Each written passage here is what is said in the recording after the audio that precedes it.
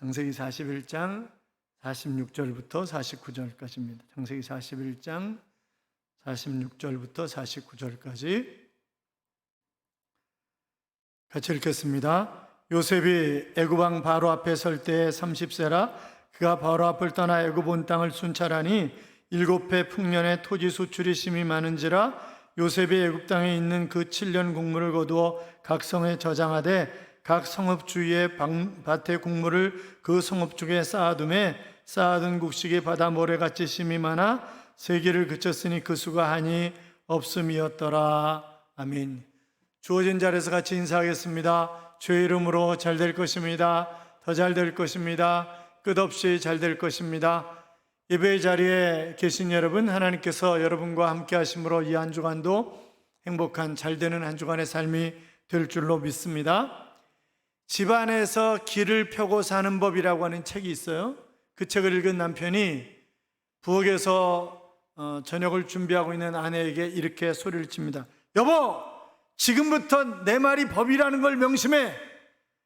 오늘 저녁 식탁엔 최고의 일품 요리를 차려. 그리고 식사가 끝나면 나를 목욕시키고 목욕 가운도 대령해. 그리고 손발을 마사지한 다음에 나한테 옷을 입히고 내 머리를 빗겨. 알았어? 그렇게 얘기를 했습니다. 어떻게 됐을까요? 부인이 그랬죠. 웃기시네. 조만간 장의사가 그렇게 해줄 거야. 그렇게 이야기를 하는 것이었습니다. 사랑하는 남성 여러분, 어깨를 펴고 살자고요.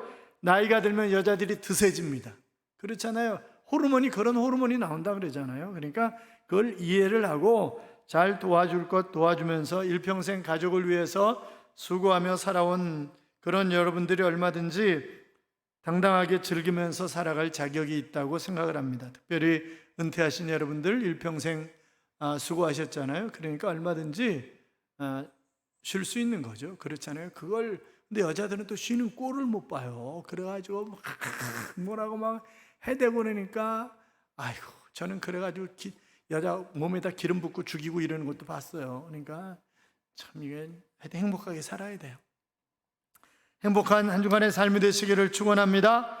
미국의 한 사회학자가 미래의 세상이 어떻게 변할 것인가 하는 그런 문제를 이야기하면서 세 종류의 사람으로 나눠줄 것이다, 그런 얘기를 했습니다. 하나는 미래를 내팽개쳐 두는 사람, 하나는 미래를 만들어가는 사람, 또 하나는 종류의 사람은 바로 미래가 무엇인지 생각조차 하지 않는 사람, 그렇게 나눌 수 있다, 그런 얘기를 했는데 여러분은 어떤 부류에 속하시나요? 코로나 이후가 급격하게 변화될 것입니다. 그러나 인생에 있어서 중요한 것은 그 변화를 어떻게 따라가느냐라고 하는 것이 아니라 그 변화 속에서 어떻게 무엇을 위해서 살아가느냐라고 하는 것은 훨씬 더 중요한 것입니다. 이런 얘기가 있잖아요. 준비된 사람이 쓰임받는다. 하나님도 준비한 사람을 쓰시지 그냥 쓰시지 않습니다. 아브라함도 마찬가지고, 그래서 로마서 4장에 보면 믿음이 차기까지 하나님이 기다리셨다, 그런 표현을 쓰고 있는 것을 볼 수 있어요. 준비될 때까지 하나님이 기다리신 거예요. 모세도 40년 동안 미디안 광야에서 준비되었잖아요. 바울도 마찬가지입니다. 그러니까 하나님이 다 준비된 사람을 쓰시지 준비 안 된 그런 사람을 사용하시지 않는단 말이죠. 준비되었다고 하는 말은 성장이 된다고 하는 그런 말이고, 시간이 흘러가면서 성숙해져 간다고 하는 그런 의미가 포함되어 있는 것입니다. 역사학자인 토인비는 20세기 동안 인류의 역사에 있어서 큰 그런 문화적인 사건이 21개가 있었는데, 그런데 그것은 다 무너졌다, 그런 얘기를 했습니다. 자, 그러니까 하나님 없이 바벨탑 같은 것을 끊임없이 인간들이 만들었지만, 그러나 하나님 없이 만든 것들은 다 결국 역사 속에서 사라져버리고 말았다는 거죠. 여러분, 하나님 없이 하는 모든 일들은 이미 무너질 것에 싹시 트고 있는 것입니다. 그래서 다 무너져가는 거죠. 하나님을 무시하고 신은 죽었다고 하는 그런 니체의 철학에 기반해서 교만의 산을 세우기 시작한 히틀러를 여러분 잘 아시잖아요. 그러나 하나님의 심판을 받은 나치와 히틀러는 지상에서 사라져버리고 말았습니다. 하나님 없이 세워주는 높은 산과 같은 교만은 그 속에 이미 파멸의 씨앗을 가지고 있음을 우리는 알아야 합니다. 그래서 우리는 겸손하게 내일을 준비해야 하는 것입니다. 우리 교회가 지금 세대보다 다음 세대가 더 어떻게 왕성하게 하나님을 위해서 일할 수 있겠는가라고 하는 그런 질문을 스스로에게 던져봅니다. 우리는 어떻게 해서든지 다음 세대를 알차게 준비해서 가정과 교회와 나라와 민족과 세계가, 아니 무엇보다 하나님이 행복해 하실 수 있는 그런 다음 세대를 만들어야 할 책임이 우리에게 있는 것입니다. 소년 요셉이 하나님의 꿈을 꿉니다. 현실은 노예가 됩니다. 노예지만 하나님이 함께 하시는 청년이었습니다. 그러나 현실은 감옥에 갇힌 죄수가 됩니다. 요셉이 17세부터 30세까지 13년 동안 파란만장한 그런 인생을 살았습니다. 그런데 성경은 형통한 사람이라고 끊임없이 이야기를 하고 있습니다. 왜요? 여호와께서 함께 하시는 사람이었기 때문에 그가 어디 있든지 그는 형통한 사람이었다, 그렇게 이야기를 하는 것입니다. 그런데 그가 30살에 인생 대박이 터진 것입니다. 왜요? 30살에 국무총리 됐으니까. 그렇잖아요? 요셉은 오늘을 충실하게 살고 미래를 지혜롭게 준비한 그런 대표적인 믿음의 사람입니다. 애굽의 바로 왕이 꿈을 꿨어요. 우리가 지난번에 보았던 것처럼 꿈에 살찐 그런 암소가 7마리가 등장을 했습니다. 나일강의 풀을 뜯어 먹습니다. 그런데 뒤이어 일어난 바짝 마른 7마리의 암소가 먼저 살찐 7마리의 암소를 다 집어삼키는 것입니다. 그리고 아주 잘 익은 풍성한 그런 곡식 7이 나타납니다. 그런데 바짝 마른 곡식이 나타나더니 그것을 집어삼키는 것입니다. 그렇게 연이어서 보여주신 것은 이유가 있기 때문에 하나님이 바로에게 보여주신 것이었어요.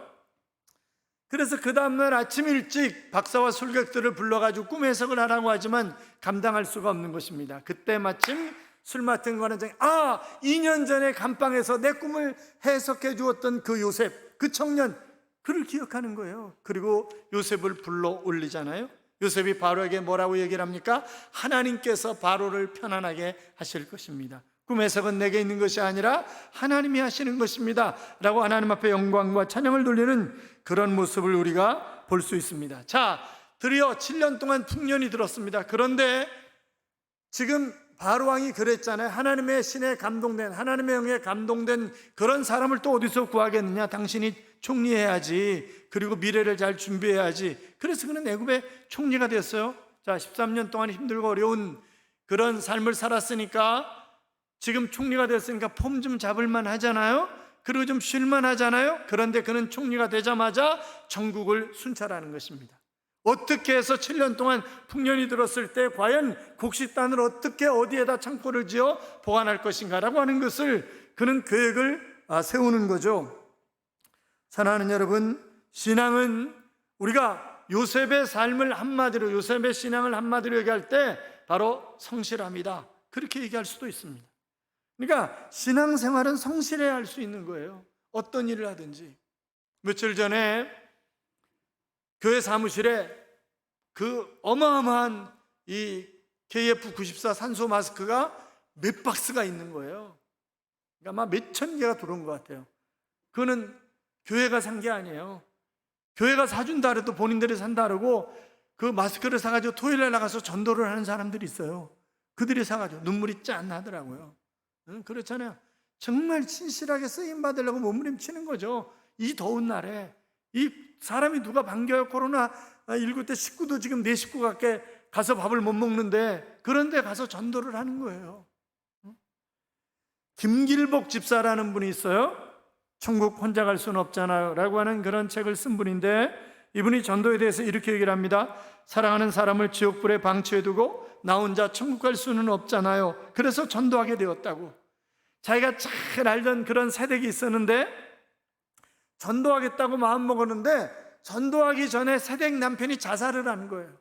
그러니까 이 세댁은 젊은데 내가 혼자 어떻게 살아가느냐고 슬픔 속에 젖어 있는 거죠. 내가 조금만 일찍 전도했더라고 한다면 그 남자 자살하지 않았을 것이고, 그러면 그 세댁도 슬퍼하지 않았을 터인데 내가 부지런히 전도해야 되겠다, 그렇게 생각을 하고 그는 때를 얻었든지 못 얻든지 전도에 힘쓰라고 하는 말씀을 가슴에 품고 늘 복음을 전하며 산다는 거죠. 미용실에 가면 기다리면서 미용실에 오는 사람들에게 전도를 하고, 심지어는 목욕탕에서 빨개 벗고 전도도 하고, 음식을 식당에 가면 식당에서도 전도를 하고, 하여튼 목이 터져라 전도를 하는 것입니다. 그가 2,000명 정도 전도를 했는데, 그 당시까지 2,000명 정도 전도를 했는데 어떻게 그렇게 전도에 많은 열매를 맺을 수 있었는가 하는 것에 관해서 자기는 전도할 사람의 이름을 알아내가지고 밤 10시가 되면 그 사람들을 하나씩 이름을 불러가면서 간절히 기도한다는 거예요. 그랬더니 하나님이 열매를 맺게 하셨다고 하는 그런 고백을 하고 있습니다. 여러분, 수고의 대가 없는 열매가 없듯이 전도의 씨앗을 뿌리고 열매를 맺기까지 반드시 수고가 뒤따라야 되는 거죠. 이 성실함, 땀 흘려 일함, 이런 것들이 없으면 열매는 없는 것입니다. 하나님께서 우리들에게 가정과 직장 그리고 교회 안에서 맡겨주신 그런 역할들이 있습니다. 그 역할도 최선을 다해서 성실하게 행할 때 열매를 맺는 것 아니겠습니까? 참전 화장품 김광석 사장님의 간증을 그전에도 설교 시간에 한번 했습니다만, 대대로 불교를 믿어오던 이 사람이 인생의 위기가 왔을 때 예수 그리스도를 구주와 주님으로 영접하게 됩니다. 그리고 기업을 하면서 미국에 갔는데 친구가 이렇게 얘기를 하는 거예요. 김 사장, 자네 11조 하는가? 기업하는 사람이 11조를 안 하면, 아니 하나님이 열을 주셨는데 열을 주시고 하나만 내놓으라고 그러셨는데도 그거 안 내놓으면 그러면 그 사람이 정말 복을 받을 자격이 있겠는가? 안 그런가? 이렇게 얘기를 하더라는 거예요. 그래서 내가 돌아가서 온전한 11조를 해야 되겠다라고 생각을 하고 온전한 11조를 하는데 한 사람이 비슷한 질문을 하더라는 거예요. 사장님, 온전한 11조를 드리세요?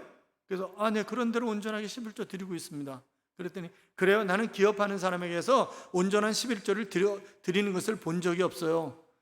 그래도 사장님은 온전한 11조를 드리시니까 하나님을 시험하실 만하네요? 아니, 하나님을 시험하다니요, 그게 무슨 말이에요 도대체? 그랬더니 말라기 3장 10절을 보세요. 그렇게 이야기를 하더라는 거예요. 만군의 여호와가 이르노니 너희 온전한 11조를 창고에 들여 나의 집에 양식이 있게 하고 그것으로 나를 시험하여 내가 하늘문을 열고 너희에게 복을 쌓을 곳이 없도록 붙지 않으나 보라 하는 그런 말씀이었습니다. 그래서 그 말씀을 붙잡고 하나님 앞에 기도했다는 거예요. 하나님, 제가 11조를 드리기 때문에 많이 달라는 것 아닙니다. 하나님, 11조를 드리는 사람이 어떻게 하나님의 복을 받는가를 사람들에게 좀 간증할 수 있도록 해주세요. 그리고 이제 간절히 기도했다는 거예요. 그런데 그 당시에 한 달 매출액이 약 1억 정도일 때였답니다. 그런데 그 달부터 매출액이 8억으로 오르더라는 거예요. 놀라시지도 않는군요. 한 달 매출이 1억이었는데 8억으로. 사랑하는 여러분, 하나님께서 주시려고 하면 얼마든지, 그래서 열면 닫을 사람이 없고 그랬잖아요. 한 번은 목사님이 새벽 기도를 하라고 그러시더라는 거예요. 그래서 자기는 아침형 인간이 아니기 때문에 새벽 기도는 못한다고, 밤늦게까지 뭐 하라면 해가 하겠는데 새벽에는 절대 못 일어난다고. 그런데 새벽 기도 해야 된다고. 기업하는 사람이 말이야, 새벽 기도도 안 하고. 목사님이 자꾸 그러니까 새해도 가까워지고 그래서 새벽 기도를 나갔답니다. 새벽 4시에 일어나가지고 새벽 기도를 갔는데 그날 하루 종일 비몽사몽하는 거죠. 여러분 경험해봐서 아시잖아요. 어떤 일 때문에 어쩔 수 없이 새벽 기도 나가는데 그날 새벽 기도 갔다 오면 어때요? 비몽사몽이잖아요, 완전히. 그래도 어떻게 그 목사님 얼굴을 보나, 그래서 그 다음 날도 그냥 내 새벽 기도 나가야지. 그래가지고 그 다음 날도 새벽 기도 나갔는데 또 비몽사몽한 거예요. 그래가지고 작진삼일이라는 말도 있는데 내가 열심히 내일은 나가야지. 그래가지고 그 다음 날도 나갔는데 3일이 4일 되었고 4일이 5일 되었고 5일이 1년 되었고 지금까지 계속해서 11조를 그 새벽 기도를 하고 있다고. 그러면서 새벽마다 메모한 노트를 가지고 책으로 묶었어요. 새벽 기도를 통해서 받은 복이 참으로 많다고 고백을 합니다. 믿음의 복이 있고 건강의 복도 받았고 또 가족의 복도 받았는데 그때 가족이 쉬운 2명인데 다 잘 됐다는 거예요. 쉬운 2명이 너무너무 평안하고 행복하고 풍요롭고 물질의 복도 받았고 명예의 복도 받았고 사명의 복도 받았다고. 자기는 정말 예수님께서 기도 외에는 이런 유가 나갈 수 없느니라 라고 하는 그런 말씀이 새록새록 실감이 난다고 하는 그런 고백을 했습니다. 그러면서 그는 이렇게 얘기를 합니다. 마지막까지 최선을 다하여 달리기를 마치고 꼴이 나는 날을 주님께 서다한 증인들과 함께 박수를 치며 맞아주시는 그날을 기대하며 남은 삶도 청지기 모습으로 살아가고 싶습니다 하는 그런 고백을 합니다. 사랑하는 여러분, 하나님께서 은혜와 사랑을 모두에게 베푸시지만 그러나 모든 사람을 사용하시는 것은 아닙니다. 사무엘상 2장 30절에 보시면 나를 존중히 여기는 자를 내가 존중히 여기고, 그렇게 말씀을 하셨어요. 요셉은 어떤 상황, 어떤 사람, 어떤 일을 만나도 하나님을 존중히 여기고 하나님 앞에 영광을 돌리려고 몸부림을 쳤습니다. 그래서 하나님이 그를 세워주시는 거예요. 끊임없이 그를 세워주시려고 애를 쓰시잖아요. 하나님은 오늘도 사람을 세우시고 쓰시려고 찾고 계시는 것입니다. 여러분과 여러분의 가족 중에서 요셉처럼 하나님이 세우시는 그런 사람, 하나님 멋지게 쓰시는 그런 사람들이 우죽순처럼 일어날 수 있기를 주님의 이름으로 축원합니다. 병원은 어떤 병원 게시판에 이런 글이 붙었어요. 전갈에 물렸던 분이 하루 만에 치료되어 퇴원되었습니다. 뱀에 물렸던 환자가 이 병원에서 치료받고 3일 만에 완쾌되어 퇴원했습니다. 그 다음에 또 이런 글이 붙었더래요. 개에게 물린 사람이 조만간 퇴원할 것 같습니다. 그랬더니 또 한 사람이 이런 글을 붙였더래요. 저는 사람에게 물렸습니다. 그런데 아무리 치료해도 회복될 기미가 보이지 않습니다. 이렇게 써서 붙였더라는 거죠. 여러분, 그렇습니다. 정갈보다, 개보다, 뱀보다 사람이 훨씬 더 무섭기 때문에 우리가 말을 잘해야 합니다. 그렇잖아요. 다른 사람에게 상처 주는. 그런데 문제는 뭐냐면 내가 상처를 끊임없이 주고 있음에도 불구하고 내가 상처 주는 사람인 줄을 몰라요. 그게 문제. 난 상처만 받았대. 그래서 상처 받은 사람만 있고 상처 준 사람은 없어요. 이단에 빠져있는 사람들을 전부 다 조사해 봤더니 교회에서 상처 입고 온 거라는 거예요. 교회에서. 그래서 이단들은 거의 교회에 있던 사람들이 간 사람들이 많아요. 그런데 다 교회에서 상처 입고 간다는 거지. 그런데 상처 준 사람이 없어요. 이게 참, 그러니까 우리가 말 조심해야 하고 늘 칭찬하고 축켜 세워주고 그래야 됩니다. 여러분, 우리는 악한 세대에 살아갑니다. 제한된 시간 속에서 돌이켜보면 정말 잘못된 그런 후회가 참 많이 있죠. 그러나 지난 일을 후회하는데 머물러서는 안 되는 것입니다. 미래를 준비하면서 미래를 위해서 우리가 과연 어떻게 해야 하는지를 알기 위해서 지혜가 필요하기 때문에 꾸짖지 아니하시고 후회 주시는 하나님 앞에 우리가 지혜를 구해야 합니다. 요셉은 오늘에 충실하면서 내일을 준비하는 지혜가 있었던 그런 사람이었습니다.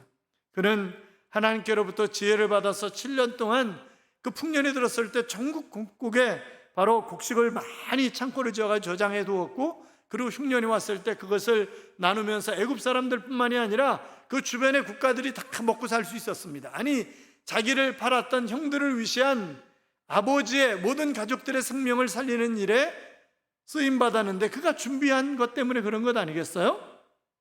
삶이란 내일을 준비하는 것입니다. 어머니의 태중에서는 세상에 태어날 준비를 하는 것이고, 태어난 후에는 자라가면서 끊임없이 준비를 합니다. 유치원 갈 준비, 초등학교 갈 준비, 중고등학교 갈 준비, 대학 갈 준비. 그걸로 끝납니까? 졸업하면 취직 갈 준비해야죠. 결혼할 준비해야죠. 집 살 준비를 해야죠. 그러다가 나중에는 이제 노후 준비를 한다고요? 그런데 우리는 거기에다 한 가지 더 준비할 게 있잖아요. 천국 갈 준비를 우리는 잘 해야 되는 그런 사람들이란 말이죠. 그렇잖아요. 우리가 천국 가서 개털 모자 쓰면 되겠냐고요. 금멜루관, 생명의 멜루관, 의의 멜루관, 이런 멜루관을 우리가 써야지 개털 모자를 써서는 결단코 안 될 것입니다. 요셉이 미래를 준비하는 그런 모습을 우리가 그 아들들의 이름 속에서도 발견할 수 있는데, 우리가 지난 시간에 아들들의 이름을 보았잖아요. 첫째 아들 이름이 뭐였죠? 므낫세였습니다. 므낫세. 그것은 잊어버린다 라고 하는 그런 의미가 담겨져 있는 이름입니다. 그러니까 과거에 모든 아픔, 형제들에게 노예로 또 보디발 장군의 유혹을 받아서 감방 안에 들어가 있던 그런 모든 것들 다 그것을 과거를 잊게 하시는 하나님. 여러분, 과거에 매여 있으면 우리가 앞으로 전진할 수가 없어요. 그렇잖아요. 그러니까 과거를 깨끗하게 잊어버려야 되는 거예요. 그것이 실패한 삶이든 그것이 성공한 삶이든 교훈 받을 건 받고 잊고 그 다음 미래를 향해서 달려가는 것입니다. 아니, 보면요, 다 과거에 매달리는 사람이 너무 많아요. 특히 미국에 가 있는 교포들. 제가 그런 집회 갔을 때도 그렇고 가서 물어보면 저한테 그 목사님 있잖아요. 제가 왕년에 뭐 한가닥 했다는 거예요, 한국에서. 그래서 제가 그래요. 제가 또 좀 짓궂잖아요. 그러니까 집사님, 그럼 뭐해? 지금 거지같이 사는데. 응? 그러면 목사님 어떻게 그렇게 얘기를 하세요? 그리고 한국에 돌아갈 수가 없다는 거예요. 왜? 전셋값도 안 된다는 거예요. 이게 전셋값도 못 돌아간다는 거예요. 응? 그러니까 대한민국에 사는 게 행복한 줄 알고 이민 갈 생각을 하지 말아요. 그래도 뭐 그냥 권세도 하나님께로부터 나온 거니까 그냥 문제 있는 사람이 대통령이라 그래도 그냥 믿어주고 기도해주고 그러는 거예요. 그렇게 살아가야지 뭐 어떡하겠어요. 그렇잖아요. 둘째 아들 이름이 뭐였죠? 에브라임이었잖아요. 에브라임. 번성하게 한다, 잘되게 한다, 그런 말이란 말이죠. 그러니까 하나님이 앞으로 하나님이 주신 비전을 가지고 내가 잘 살아가면 하나님이 나를 더 번성하게 하실 하나님이라고 하는 그런 의미가 담겨져 있는 이름이 바로 에브라임이었다고요. 그러니까 이 이름 속에서도 바로 이 미래를 준비하는 요셉의 모습을 우리가 발견할 수 있다고 하는 것입니다. 그 유럽의 어느 마을에, 산골 마을에 저녁이 되면 집집마다 불이 켜지는데 그 마을 언덕에 있는 그 교회는 불이 안 켜지는 거예요.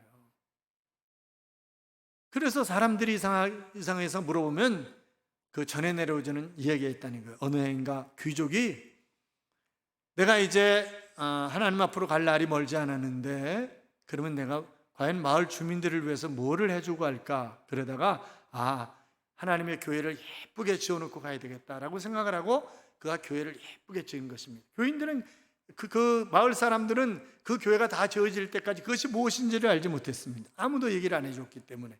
그런데 교회를 완공한 날 이 귀족이 마을 주민들을 전부 교회를 초청을 한 거예요. 그러니까 사람들이 들어와서 보면서 정말 비싼 자재를 쓰셨네요. 얼마나 드셨어요? 이야, 너무 예쁘다. 앉아있어도 저절로 하나님의 영광을 받으실 것 같다. 뭐 이런저런 얘기들을 하는 거죠. 그런데 한 사람이 그런데 등은 어디 있어요? 불은 어떻게 켜나요? 이렇게 물어보는 거죠. 그랬더니 이 귀족이 노쇠 등을 하나씩 나눠주면서 바로 여러분이 교회에 오실 때 여기다 불을 붙여가지고 오시는 거라고. 그러면 교회는 환하게 밝을 것이고 만약 여러분이 안 오시면 그 자리는 어둡게 그냥 있을 거라고. 그렇게 얘기를 하시더라는 거죠. 그러니까 이 귀족도 뜻이 있어서 등을 안 만드는 거예요. 그래가지고 늘 교회 갈 때마다 저녁 예배 때는 늘 불을 켜가지고 가는 거죠. 낮에도 마찬가지죠. 교회 안에 뭐 바깥에 유리로 돼 있는 게 아니니까 옛날에 다 벽돌로 이렇게 돼 있는 거 아니에요. 그러니까 다 이제 등을 들고 교회를 가는 거예요. 그런데 내가 안 가면요, 그 자리에 대개 사람들이 앉는 자리에 앉아요. 대개 보면 앉는 자리에 앉자니 그건 우리나라 사람만 그런 게 아니에요. 다 어느 나라 사람이든 대개 앉는 자리에 앉는 거죠. 그러니까 내가 안 가면 이제 그 자리는 비어 있는 거죠. 여러분 교회에도 바로 그 자리가 있습니다. 누구도 대신할 수 없는 그 자리, 하나님이 기다리시는 자리, 내가 오지 않으면 아파하시는 하나님, 슬퍼하시는 하나님, 그 은혜의 자리를 우리가 결코 비워두어서는 안 될 것입니다. 내일부터 대면 예배라고요? 창세기 41장에는 두 가지 교훈이 있는데 인간적인 교훈과 영적인 교훈이 있습니다. 인간적인 교훈은 아무리 잊혀지는 세월 같다 할지라도 거기에는 뜻이 있기 때문에 참고 잘 기다려야 된다라고 하는 것과 또 우리가 미래를 잘 준비하는 그런 삶이 필요하다. 요셉이 미래를 준비하지 않았다고 한다면 하나님이 그를 그렇게 사용하시지 않았어요. 꿈을 주셨고 그 꿈을 가지고 미래를 준비하는 삶을 살았던 것이 바로 요셉이잖아요.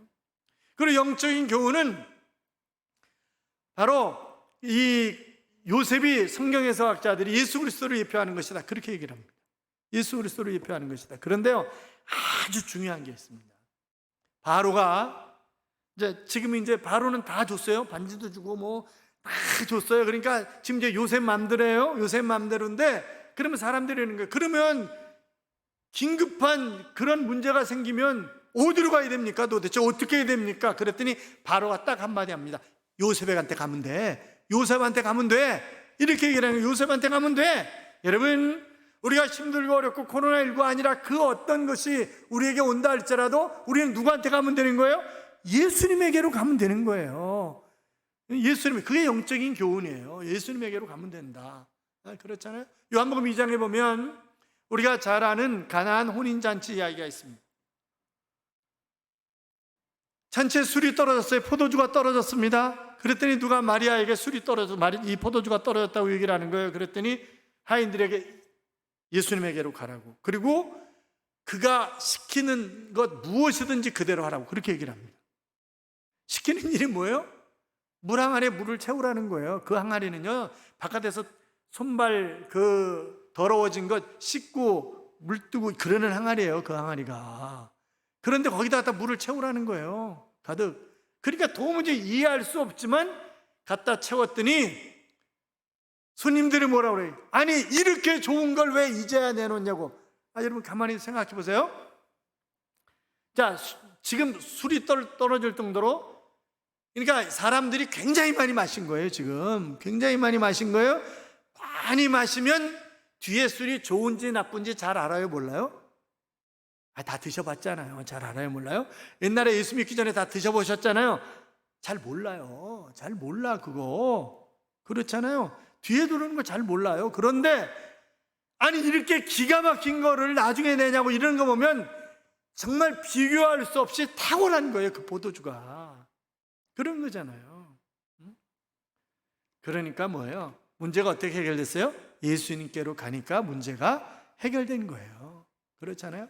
사랑하는 여러분, 우리는 다음 세대를 키워야 할 책임이 있습니다. 이제 코로나19 이후에, 우리는 코로나와 함께 가야 할 것입니다. 코로나 비슷한 전염병과 우리가 함께 살아가야 될 거예요. 그러면 그런 시대 속에 우리가 어떻게 살아야 되는지, 어떻게 신앙생활해야 되는지라고 하는 것을 우리의 자녀들에게 보여주어야 합니다. 교육 중에서 가장 큰 효과가 뭐예요? 보여주는 거예요. 아무리 말해도 소용없어요. 보여줘야 돼요. 내가 어떻게 엄마 아버지가 힘들고 어려울 때 어떻게 신앙생활해서 그것을 믿음으로 극복해내는지를 우리가 보여주어야 하는 것입니다. 그러니까 우리가 자녀들의 멘토가 되어줘야 되는 거죠. 사랑하는 여러분, 우리가 신앙생활을 잘해서 우리의 후손들이, 우리가 준비를 잘해서 우리 아이들이 준비를 또 잘하고 부모 보고 준비를 잘해서 우리와 우리의 후손 때문에 교회가, 가정이, 나라와 민족이, 세계가 무엇보다 하나님이 기뻐하시는 그런 일들이 바로 우리 안에서 일어날 수 있기를 주님의 이름으로 축원합니다. 축원합니다. 이런 찬양이 있어요. 화려하지 않아도 정결하게 사는 삶, 가진 것이 적어도 감사하며 사는 삶, 내게 주신 작은 힘 나눠주며 사는 삶, 이것이 나의 삶의 행복이라오. 눈물 날 일 많지만 기도할 수 있는 것, 억울한 일 많으나 주를 위해 참는 것, 비록 짧은 삶, 주 뜻대로 사는 삶, 이것이 나의 삶의 행복이라오. 행복, 이것이 행복이라오. 세상은 알 수 없는 하나님의 선물, 이것이 행복이라오. 하나님의 자녀로 살아가는 것, 이것이 행복이라오 라고 하는 그런 찬양입니다. 여러분, 그렇습니다. 우리의 삶이 화려하지 않아도, 우리의 삶이 정말 억울한 일 많고 힘들고 괴로운 일 많다 할지라도, 그러나 하나님 안에 있는 것이, 여호와와 함께하는 것이 형통이고, 내가 잘 준비하면 하나님이 나에게 시온의 도로를 활짝 열어주신다는 것을 믿고 그 하나님과 더불어 살아가는 한 주간의 삶이 될 수 있기를 주님의 이름으로 축원합니다. 축원합니다.